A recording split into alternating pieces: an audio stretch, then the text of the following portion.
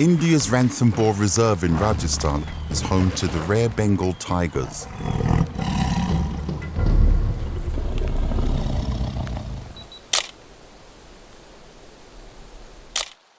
Every year, John Isaac, an Indian-born photographer, travels from New York City to document the lives of these majestic animals.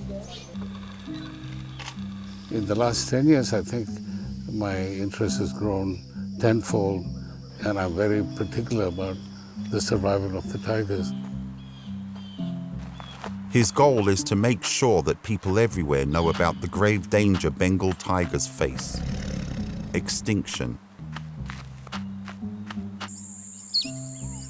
John holds seminars and photographic exhibitions from his visits to Ranthambore to raise awareness of the plight of these tigers. He's currently working on a book to document their dilemma due to an increasing human population encroaching on their territory. According to John and wildlife experts, each tiger needs as much as 9 square kilometers to survive, just under 4 square miles.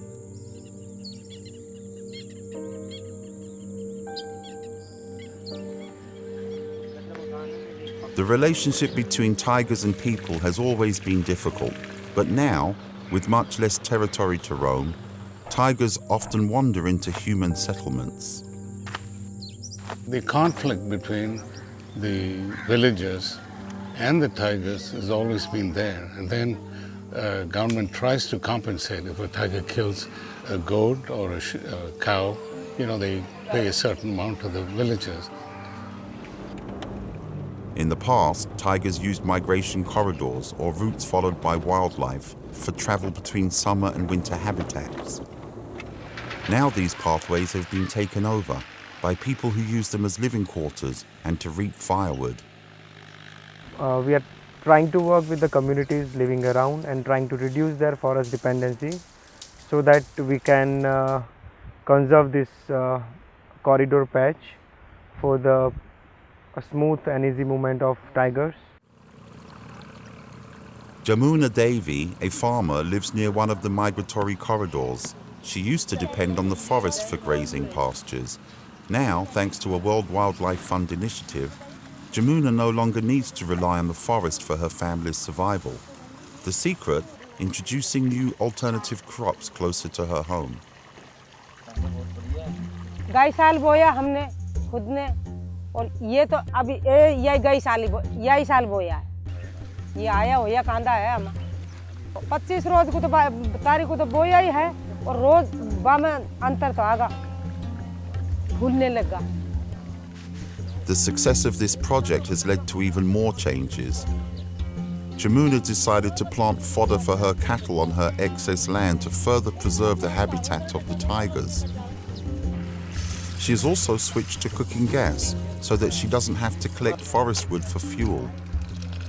जंगल में सब दुनिया ने जाबो छोड़ दिया तो सब बे होगी, कोई काम नहीं करे, लकड़ी को भी नहीं करे, जंगल में जाने से भी परेशान है दुनिया. गैस भेज दिया सबन के घर घर में, वे सभी सिलेंडर पकड़ते हैं और रुपया को कोई समझते ही नहीं है. अब भीतर भरा लावा. Climate change also has a direct impact on the habitat of tigers. The last 2 or 3 years, they say, there's been a drought. The rains have not been regular. Climate change is a serious problem in this country, even it's in the continent. So keeping these forest areas alive and protected is the only solution. This year we have raised a nursery of 10,000 saplings. Forest department have shown their interest. They bought around 2,000-3,000 saplings. The idea is to plant new trees to replace those lost to severe weather conditions and human activity.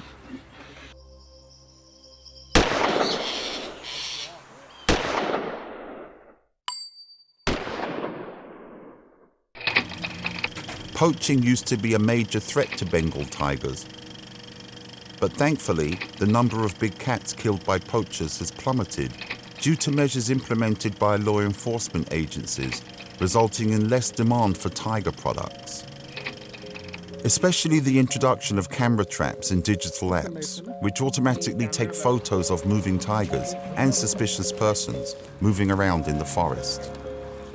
Every time I hear something like that, I feel so good. In some ways, some things are working. And so this is what drives me to come and do this. In my lifetime, if the tigers are extinct, I don't know how I'll handle that.